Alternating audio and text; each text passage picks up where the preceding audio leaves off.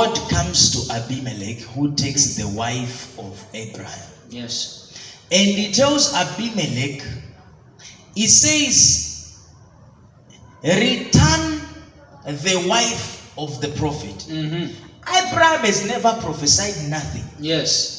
You have never seen a scripture where Abraham comes out and says, in the realm of the spirit. But God is introducing Abraham to Abimelech as a living prophet. And then he tells Abimelech, he said, restore the wife, the prophet's wife. Jesus. And then he says, and he shall pray for you. He says, if he prays for you, you shall live. But if he does not pray, you shall die. So, Papa, it means there are some people who God ordained them to be a prophet, and they are not stand before the crowd to prophesy, but they are prophets. Exactly. And those are the ones you should fear. The greatest of prophets are not standing on the pulpit. They are not standing saying, in the realm of the spirit, I'm in your house. It's good that we do that, because I do that too. Yes. But if you want to know prophets' ways are those that are in the cave. When Elijah was crying, telling God to say, I'm the only prophet alive, God told him, I have 7,000. But where are they? They are in the cave. Jesus. So there are men that you do not know as prophets. And they will never say, I'm prophet so and so. They just say, I'm Brian, I'm Eric. But in heaven, God knows as the prophet. Jesus. Because Abimelech knew Abraham just as a man.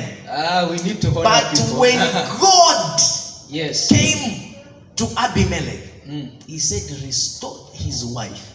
Jesus. And the reason is not because imeandikwa, it's written, don't steal another man's wife. No, he said because the only reason is because he's a prophet. Jesus. Not because it's a sin to get his wife, but because the man is a prophet. And then he said, the man will pray for you and you will live. If he does not pray, you will die. Jesus. People don't know that the prophetic office is so deep that it's connected to the living and the dying of the human race. Jesus. The world depends on the age of the prophets.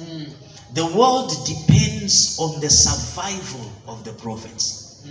People don't know that the coming alien invasion, the attacks that the aliens will give us,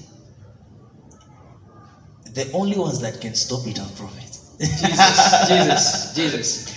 The only ones that can stop the coming alien invasions are the prophets. Prophets look crazy when they speak upcoming events.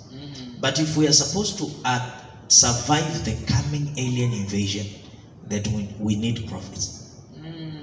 God told him that restore the wife of the prophet. He says, if he prays for you, you will live. And people want to say, prophets are people like every other. God is life. But he's telling Abimelech, I'm not giving you life. I've given life to that man. If you restore, the condition is that you give him back his wife. Because if you don't give him his wife, he will kill you. If he pray, the fact that you've taken the wife of this man, even I, God, even though I'm life, the man is the one that should pray for you, not me. Say, restore the wife and then I will give you life. No, he says, restore his wife and then he will give you life. Jesus.